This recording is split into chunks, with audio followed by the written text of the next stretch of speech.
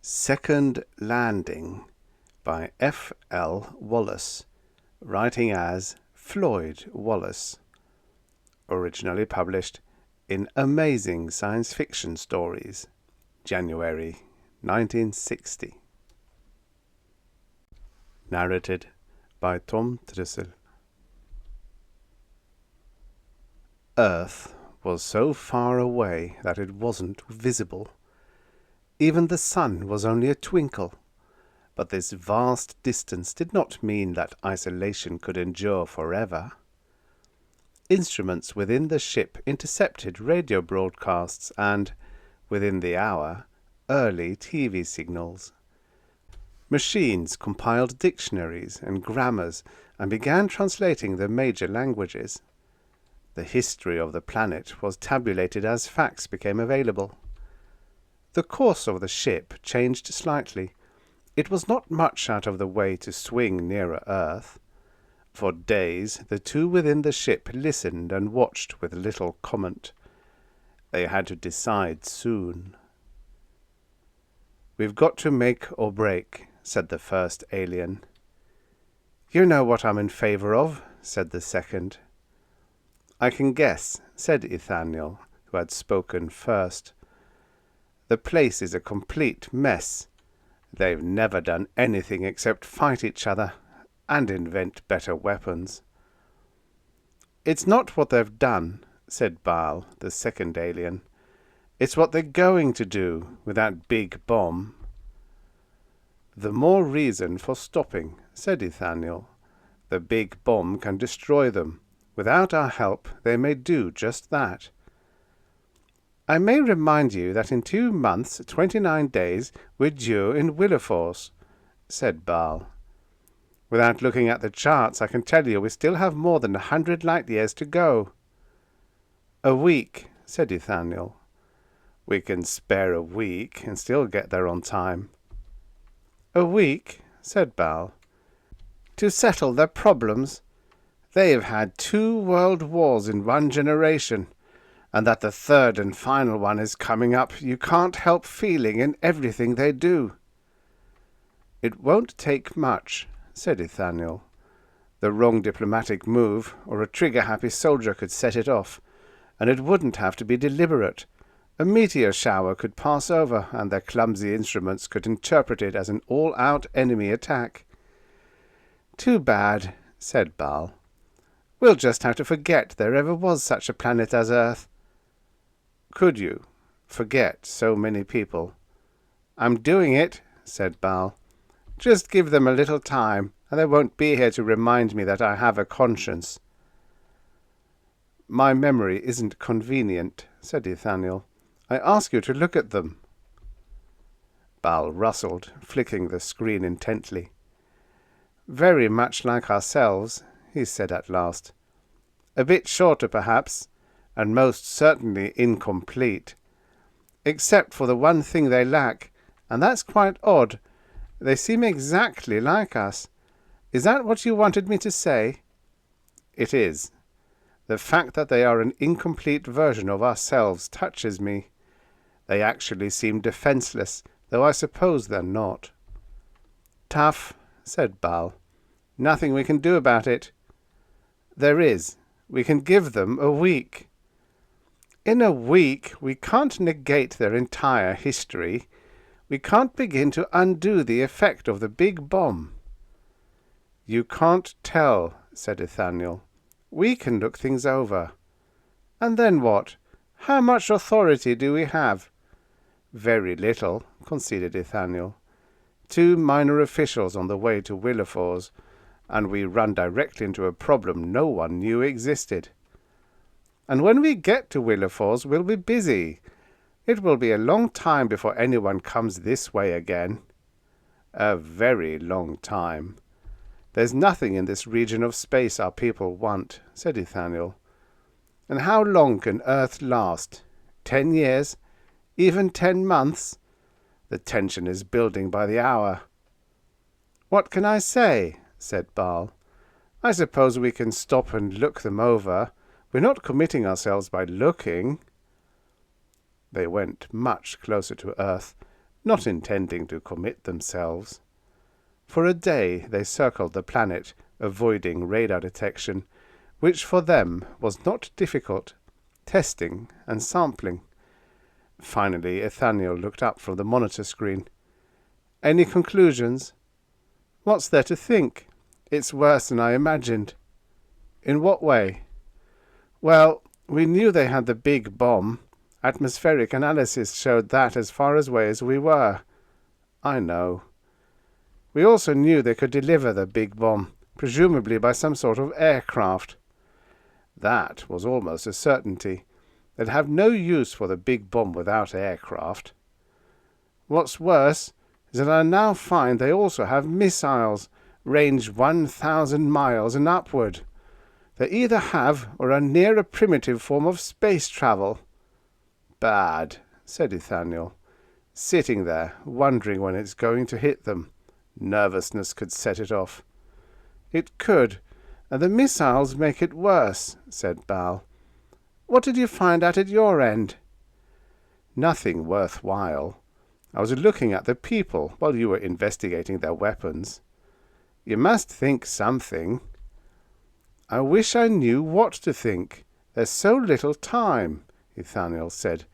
"Language isn't the difficulty. Our machines translate the languages easily, and I've taken a cram course in 2 or 3 of them. But that's not enough. Looking at a few plays, listening to advertisements, music, and news bulletins. I should go down and live among them, read books, talk to scholars, work with them, play." "You could do that, and you'd really get to know them. But that takes time, and we don't have it." "I realize that." "A flat yes or no," said Bal. "No, we can't help them," said Ethaniel. "There is nothing we can do for them, but we have to try." "Sure, I knew it before we started," said Bal. "It's happened before.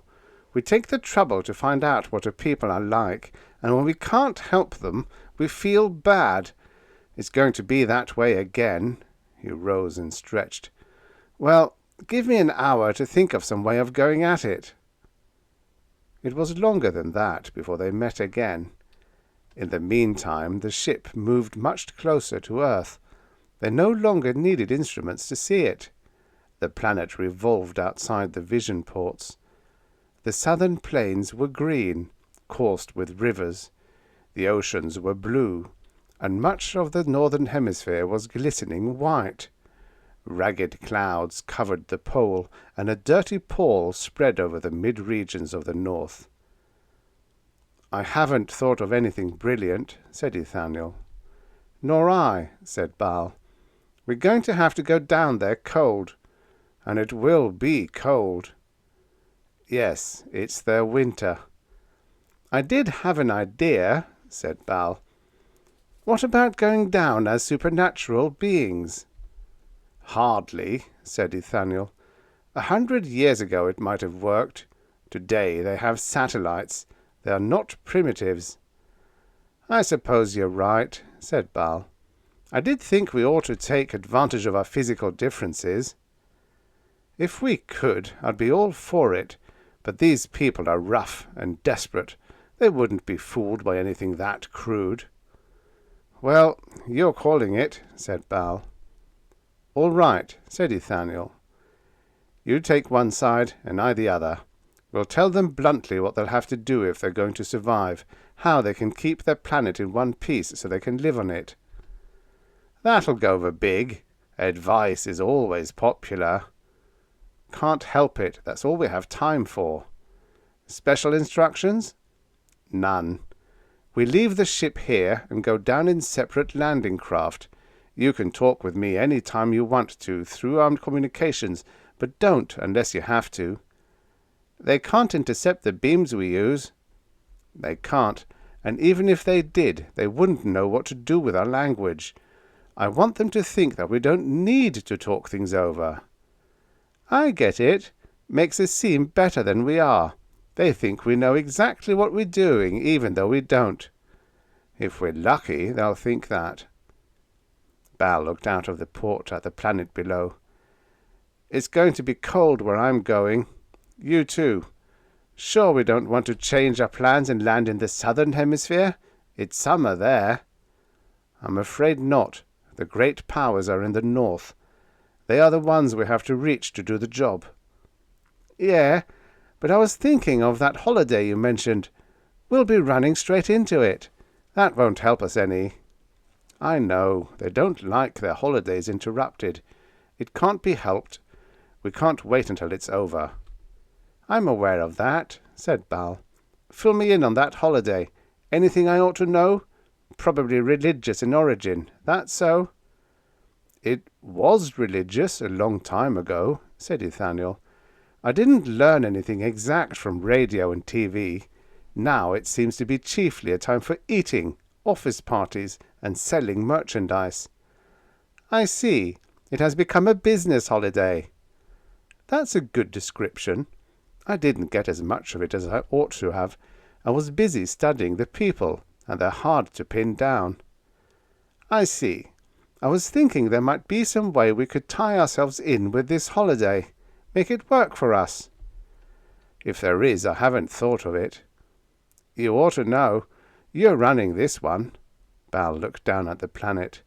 Clouds were beginning to form at the twilight edge. I hate to go down and leave the ship up here with no one in it. They can't touch it.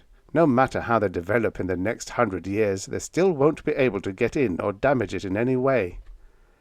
It's myself I'm thinking about, down there alone.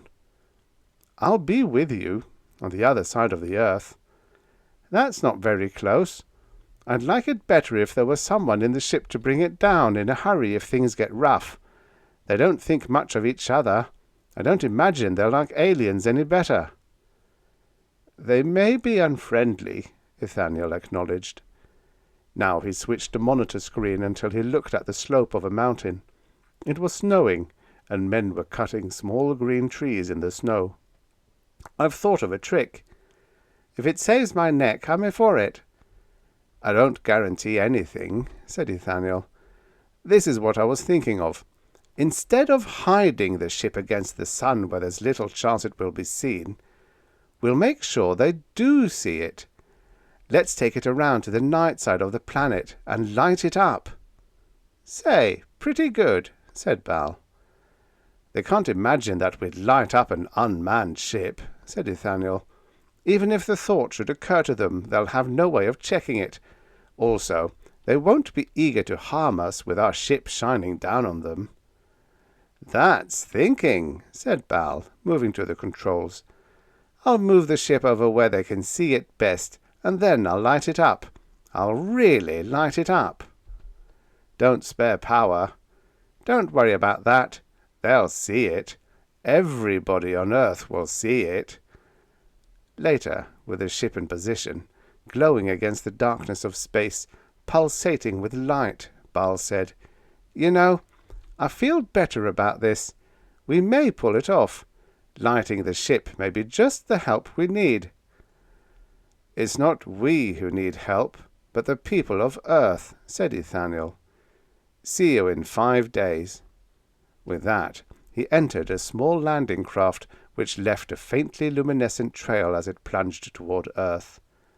As soon as it was safe to do so, Bal left in another craft, heading for the other side of the planet. And the spaceship circled Earth, unmanned, blazing and pulsing with light. No star in the winter skies of the planet below could equal it in brilliancy. Once a man-made satellite came near, but it was dim and was lost sight of by the people below. During the day, the ship was visible as a bright spot of light. At evening, it seemed to burn through the sunset colours. And the ship circled on, bright, shining, seeming to be a little piece clipped from the centre of a star and brought near Earth to illuminate it. Never or seldom had Earth seen anything like it. In 5 days, the 2 small landing craft that had left it arched up from Earth and joined the orbit of the large ship. The 2 small craft slid inside the large one, and doors closed behind them. In a short time the aliens met again. "We did it," said Bal exultantly as he came in. "I don't know how we did it, and I thought we were going to fail, but at the last minute they came through." Ethaniel smiled. "I'm tired," he said, rustling. "Me too, but mostly I'm cold," said Bal, shivering. "Snow. Nothing but snow wherever I went. Miserable climate. And yet you had me go out walking after that first day." "From my own experience, it seemed to be a good idea," said Ethaniel. "If I went out walking one day, I noticed that the next day the officials were much more cooperative. If it worked for me, I thought it might help you." "It did. I don't know why, but it did," said Bal. "Anyway, this agreement they made isn't the best, but I think it will keep them from destroying themselves." "It's as much as we can expect," said Ethaniel. "They may have small wars after this, but never the big one. In 50 or 100 years we can come back and see how much they've learned." "I'm not sure I want to," said Bal. "Say, what's an angel?" "Why?" "When I went out walking, people stopped to look. Some knelt in the snow and called me an angel." "Something like that happened to me," said Ethaniel. "I didn't get it, but I didn't let it upset me," said Bal. "I smiled at them and went about my business." He shivered again. "It was always cold. I walked out, but sometimes I flew back. I hope that was all right." In the cabin, Bal spread his great wings. Renaissance painters had never seen his like, but knew exactly how he looked. In their paintings they had pictured him innumerable times. "I don't think it hurt us that you flew," said Ethaniel. "I did so myself occasionally." "But you don't know what an angel is?" "No, I didn't have time to find out. Some creature of their folklore, I suppose. You know, except for our wings, they're very much like ourselves. Their legends are bound to resemble ours." "Sure," said Bal. "Anyway, peace on earth." The end. Subscribe for your daily stories of futures past. There are lots and lots and lots of stories just waiting for you.